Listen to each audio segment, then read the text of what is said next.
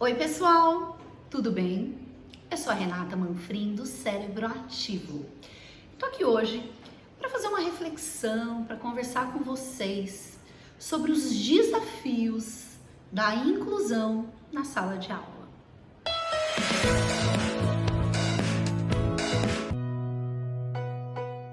A escola é um ambiente onde a criança vai para aprender, seja ela típica ou atípica.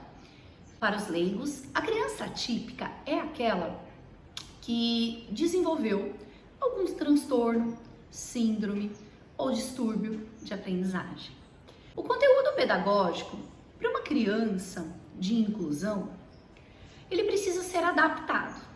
Vejam bem, não necessariamente o currículo dessa criança precisa ser diferente dos demais da sala de aula.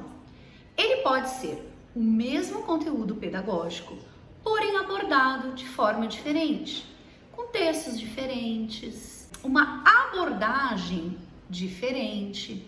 Nas avaliações, enunciados mais reduzidos, questões para fazer relação, alternativas. Há aquelas crianças que têm a necessidade de apenas reduzir o conteúdo e não adaptar. Então, quando você diz que uma criança está incluída naquela série, naquela sala de aula, significa que socialmente ela é aceita e que ela também terá ganhos de aprendizagem. Não necessariamente será o mesmo ganho de uma criança considerada típica. Mas os desafios são muito grandes na sala de aula. O sistema brasileiro de ensino, ele há falhas. Mas você, assim como eu, que é professor, que é pedagogo, pode se preparar diante disso. Então eu vim aqui dar algumas dicas para vocês do que pode facilitar a convivência na sala de aula. Então vamos pegar, por exemplo, um transtorno, que eu posso falar um pouquinho com propriedade, que é o transtorno do espectro autista, né, o TEA. Recebi uma criança autista na minha sala de aula. Eu sugiro de antemão uma conversa com os pais dessa criança. Dentro do autismo, as crianças são diferentes. Está em todas as redes sociais, todo mundo fala sobre isso. O autismo não tem cara, realmente não tem como você olhar para aquele indivíduo e dizer que ele é autista. Por quê?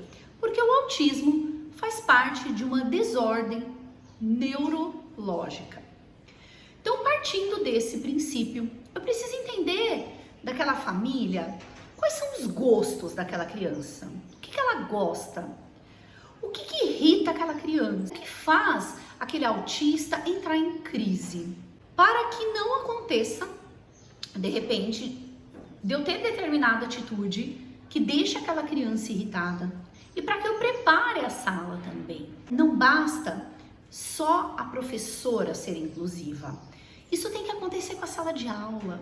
As crianças, os colegas têm que entender a necessidade, saber o que fazer quando aquela criança estiver nervosa, irritada, ou o que não fazer. Por exemplo, recebi um aluno que ele não gostava que tocasse nele e nem nas coisas dele. Então isso foi super importante a mãe relatar, porque sempre quando eu me aproximava dele, ele tinha uma desorganização tremenda ali, a carteira, o material. Então o que eu fazia? Eu pedia autorização para ele.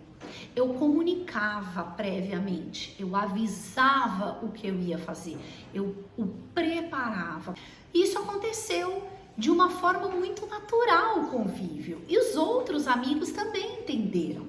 Então é só um exemplo para ilustrar um pouco o como é essa convivência. E ele estava ali, ele era inteligentíssimo, ele contribuía em assuntos que nem eu dominava, nós estudávamos, íamos pesquisar junto, e isso é muito bacana. Ele queria preparar conteúdos, ele trazia para a sala, porque eles também têm fixação por determinados gostos. Eles são muito intensos naquilo que eles se identificam. Então a criança, quanto mais cedo ela for diagnosticada, melhor é para todo mundo, para a própria criança conhecer os seus limites, para a família, para os professores, para os colegas, mas isso nem sempre vai acontecer. Pode ser que nós recebemos uma criança recém-diagnosticada. Posso dizer mais uma vez para vocês que toda família ela passa por um processo. Existem famílias que têm um momento de negação, um momento de luto. Todas são assim? Não, de forma alguma. Eu sugiro sempre que façamos um diagnóstico, que conversemos também com os terapeutas que fazem assistência daquela criança. Seja um fonoaudióloga, uma neuropsicopedagoga, uma médica. Pede para a mãe o que ela tiver de relatório, bate um papo com ela. Geralmente, as mães atípicas, ela tem uma história muito enriquecedora para contar. Nós aprendemos muito no dia a dia com essas crianças. E a sala de aula vai ser a mesma. O professor tem que ter um cuidado. Eu não estou entrando em mérito, por exemplo, se tem auxiliar, se não tem, se a escola tem apoio, não tem, se é privada, se é estatal. Não é isso. A minha preocupação aqui é em alertar e dar um recado para os professores, é quanto ser humano. Eu preciso buscar esse conhecimento do que é o autismo. Nós temos e-books escritos sobre isso, tem páginas fantásticas que relatam dia a dia com seus filhos autistas. Isso inclui a sala de aula também, tá bom? Eu dei um exemplo do autismo, mas isso acontece com o TDAH, que é o transtorno do déficit de atenção. Se ele é só desatenção, se ele é hiperativo, né? Ele, aquela criança, se tem uma comorbidade com o outro, tá muito em alta, TOD. Em breve falaremos também sobre TOD, que é o transtorno opositor desafiador. Mas toda criança que é insubordinada, ela tem TOD? Não. Então, nós precisamos entender quais são as características. O apoio da família é muito importante nesse momento, ok? Espero ter contribuído aí para vocês, pedagogos, para pais de crianças que necessitam de uma atenção especial aí no dia a dia escolar.